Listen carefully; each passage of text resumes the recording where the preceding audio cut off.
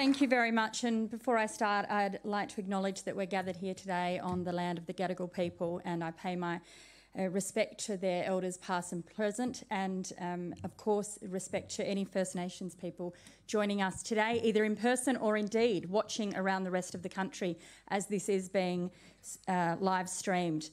Thank you to the Friends of the ABC for holding this. This is an important intervention, only 6 days out from election day, on an issue that is so vital, not just to the existence of and funding and the security of our public broadcaster, but indeed the entire national democracy.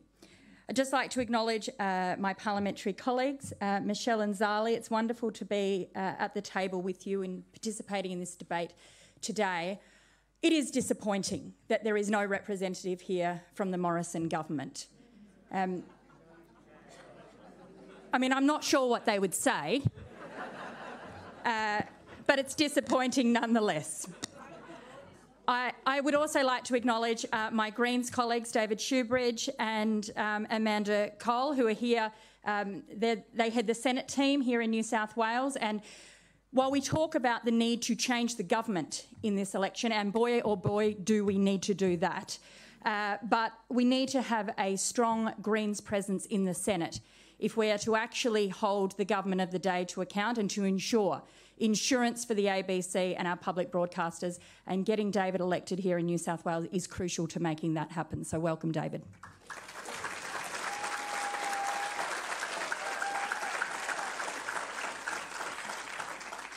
You know, the ABC is in my blood. I grew up in country Victoria, in a small community, an hour out from the local town. And the only connection we really had with the rest of the world was the ABC. I grew up in a farm of 60 acres, and from the front gate, up the driveway to the house, through the next gate, through the chicken coop, and up to Dad's shed, there was a radio all the way along.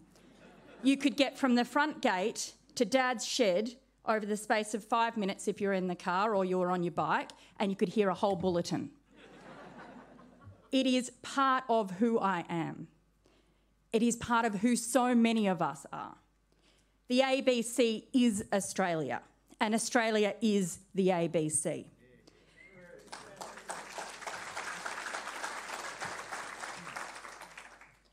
I knew what was going on in the rest of the world because of the news broadcast from the ABC. As a young person growing up in a country area, I became connected to my other peers, feeling not so isolated because I could listen to Triple J as I moved into my adolescence.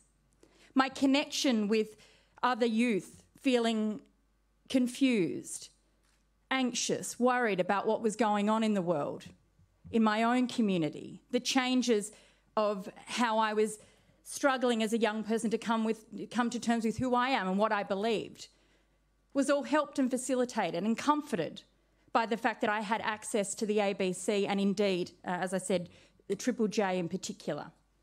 I remember being at university when Triple J cut its morning program because they just couldn't fund it anymore. That was under the Howard government. That morning program was vital for young teenagers and young people to tell them to give them a voice and an outlet to discuss current affairs. That doesn't exist anymore, and that is because of the attacks from the John Howard government.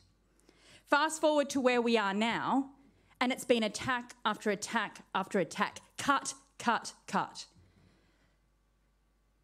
Kerry OBrien's speech at the beginning of this session today said everything you need to know. This isn't just about devaluing our public broadcaster. This is about devaluing the trust of our public institutions. This is about an attack on democracy. This is about a government and individuals who don't want to be held to account. Is there any wonder that the same party that is arguing against support and security and independence of the ABC and try every which way they can to undermine it is the same political party that doesn't want an anti-corruption body? This is not a mistake. This is not an accident. This is by design. Thankfully, we've had the ABC to report on the things that politicians didn't want the public to know about, on corporations who didn't want the community to know about. If it wasn't for the ABC's reports, and particularly I want to credit the work of Four Corners in this.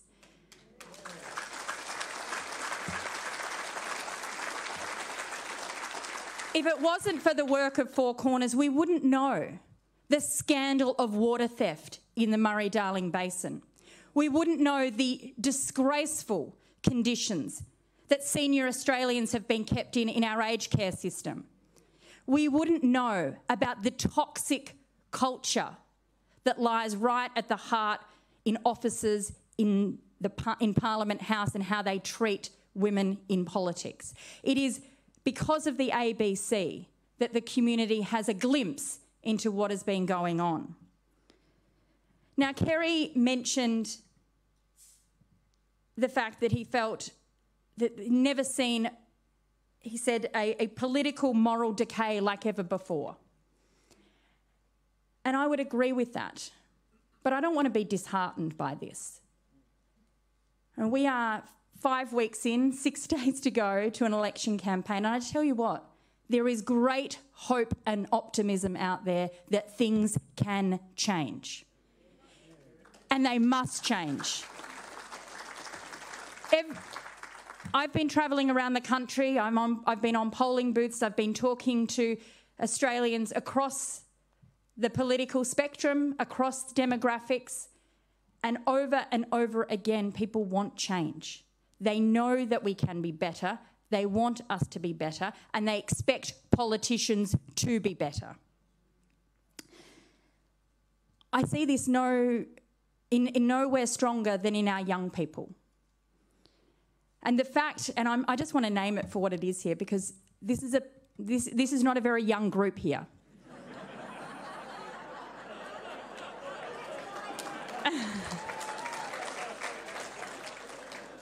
But I want to say thank you for showing up. And I want you to know that there are young people right around this country who know and love our public broadcaster.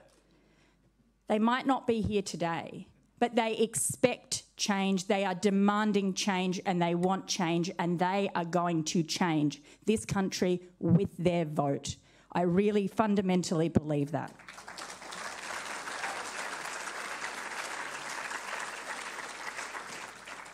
One of the things that has coincided with this cutting of funding to the ABC, the attacks, the motions in the Liberal Party, National Council calling for the privatisation of the ABC, this has all gone inside with the concentration of our other media landscape. And we have to name it for what it is in this room today. It suits one particular company that politicians are not prepared to stand up, fund and support the ABC, and that, of course, is the Murdoch empire. It is not an accident that the Murdoch press in this country continue to run the backroom channel of attack on our public broadcaster. Kerry OBrien was right. They hate the fact that ABC Online is so successful. They hate the fact that ABC iView is loved by Australians. I've had members of this corporation in my office saying it's unfair. It's unfair that there's no paywall on the ABC iView. We do pay for ABC iView. We pay for it with our taxes because it is a public service with a public good.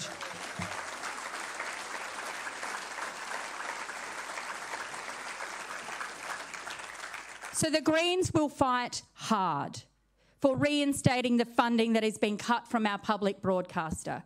We will fight and demand that the next government will implement independence of the appointment of board members to the ABC.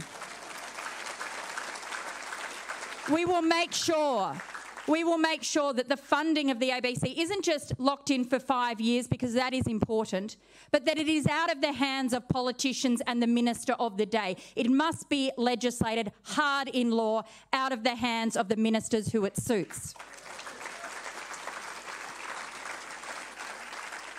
And we will continue to push for a royal commission into the Murdoch empire and the media concentration in this country.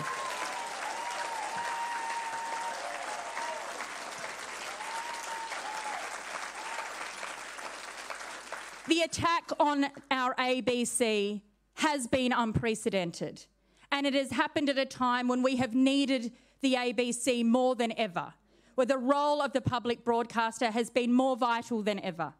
We know the amazing and life-saving role it plays with broadcasting in times of emergency, in bushfires, in floods, in tackling disinformation, and in fact giving information in relation to COVID and the pandemic. Australians trust the information that they hear, read and see on the ABC, and thank goodness they do, because more and more and more, what we know is that Australians are not trusting the news they get from other sources. That's one of the saddest things as an elected representative that I hear when I travel around the country and speak to everyday Australians, is they just go, I just can't trust the news anymore. That is a national disgrace. That is a failure of democracy. But they never ever say that about the ABC. They know that when they turn on the news, they trust what is there. When they need to know where they have to be in the time of emergency, they don't turn on some commercial station. I tell you what, they don't turn on Sky News to find out what's going on in the middle of a bushfire, do they? No, you turn on your ABC radio and you trust the information that you're getting. We can't go into this next period of government, even if there is a change. And Michelle and Zali, I wish you all the best. We do need a change of government. This country cannot afford another 3 years of Scott Morrison, either the old one or the new one.